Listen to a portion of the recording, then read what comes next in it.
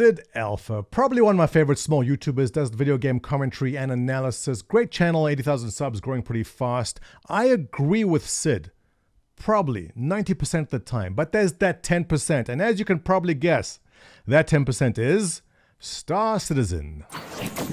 Ladies and gentlemen, welcome back. I am Montoya. If you are new to this channel, I run a large organization in Star Citizen, and watching Sid the other day made me very sad because he had bad things to say, but you know what? I'm going to correct a couple of things he said there which are just blatantly wrong or just misinformed. So here we go.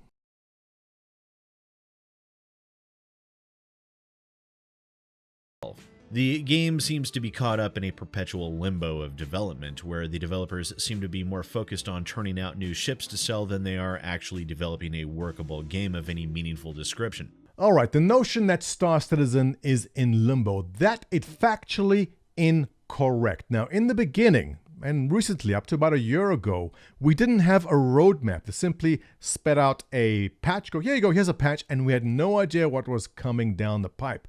We have a roadmap in place, and it is solid. We can look at this roadmap every single day and see exactly where they are in development. For example, one thing I'm looking forward to coming down the next patch within the next 3 or 4 weeks, this patch 3.2, I am looking forward to the 600i, which is a new fancy ship.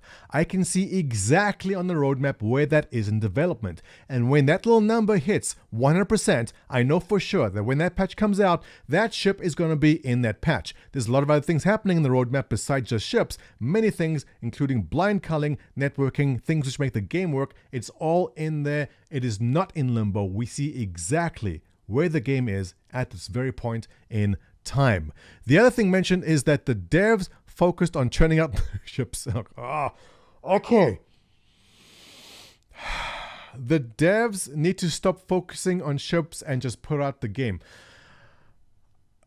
I spoke to an actual ship dev in Spectrum. Spectrum is a live chat on the Star Citizen site. And I asked him, I said, if you got up and left your desk right now and just left for 3 months, would that halt the production of the game? You know what he said? Absolutely not. He goes, whether he is at his desk or not does not stop the core development of the game. There are 475 employees working here across 4 studios across the world. Only about 15, at most 20, work on ships. And of those 20, 5 to 7 of them work on textures and lighting, which translates into other things in the game. They don't have one guy sitting at a computer with 400 people behind him waiting for him to get off so they can do their work. The ship devs, the guys making the ships, can leave right now, and it will not stop the development of the actual core part of the game. So when people say Star Citizen had to stop making ships and focus on the game, look, 475 people need salaries. Star Citizen makes its money by... Oh wait, this comes up later. Let's get there.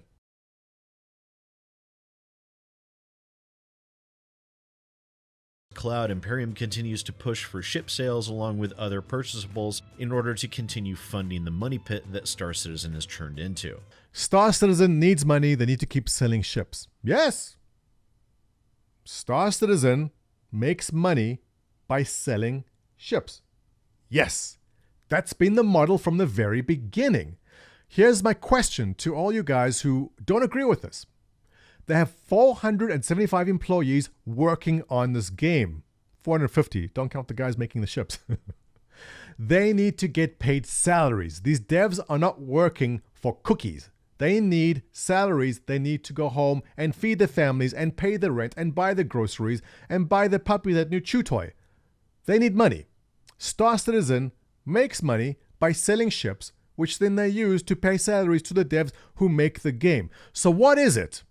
Do you want Star Citizen to make this game but not sell ships? Who is going to pay the salaries? And the notion that Star Citizen makes more money by selling ships than releasing an actual game. Tell me how much money GTA 5 made on release. Tell me. I actually have the number right here. You don't have to tell me. The number is GTA 5 sold 11 million copies in the first day. They made $1 billion in revenue by the third day of sales. The whole notion that Star Citizen doesn't want to release a game because they make more money by selling ships is ridiculous. Star Citizen will be lucky to crack 30 to 30 million in revenues this year, for the entire year. If they release Squadron 42 tomorrow, they'll make $30 million tomorrow. So the notion that they actually make more money by selling ships is complete nonsense. A Star Citizen now is little more than a joke in most circles, and yet there are people that continue to throw money at the game. Star Citizen is a joke in some circles. Yeah, listen, I get it. It's not over my head. It's ridiculous what people have paid and where the game is. I see it. I'm in there every single day. But I will tell you where Star Citizen is not a joke. I will tell you in what circles Star Citizen is not a joke. Star Citizen is not a joke at Amazon, an $800 billion company. They're not a joke there. Amazon Lumberyard, the engine Star Citizen is working on. They are integrating Twitch into Lumberyard. So when your favorite Twitch streamer is playing Star Citizen, flying a big ship, and he needs you to man his turrets, you push a button on Twitch in his stream and you will jump into his instance and be able to play with him in his game. This is where it's going. Amazon does not think Star Citizen is a joke. You know who else doesn't think they're a joke? Intel. A $260 billion company does not think Star Citizen is a joke. They have the Optane drives branded with a ship from Star Citizen. Those Optane drives are expensive. Please send one for testing. The Optane drive has the Saber Raven on it. People at Intel do not think Star Citizen is a joke. $1 trillion worth of market cap does not think Star Citizen is a joke. And you know what? I agree with them.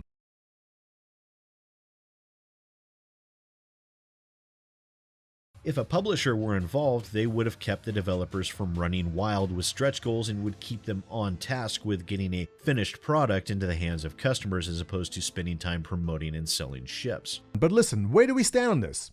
Because when Mass Effect Andromeda came out, everyone lost it. I felt so bad for BioWare devs. BioWare had done... I love BioWare. But they took so much heat for Andromeda. Why? EA said to them, hey BioWare, EA, us your publisher, want Andromeda out on this date. Here is your budget. This is the date. Go. My face is tired, GIF. You know what happened with that. You saw what happened. Do you know who doesn't have a publisher? CD Projekt Red. The Witcher. Absolutely wonderful game. On the topic of CD Projekt Red, Cyberpunk 2077 announced in 2012. Zero people complaining about that taking long because they know CD Projekt Red will produce and will release the game when it is ready. I know there's no crowdfunding there, but the point is, when you are your own publisher, there's good and bad. Don't get me wrong, I understand where you're getting from. Chris Roberts is known for his grandiose ideas, and I know for a fact he's walked into a meeting room and said, yeah, I want this changed. And the dev said, oh my God, this is going to take us 6 more months.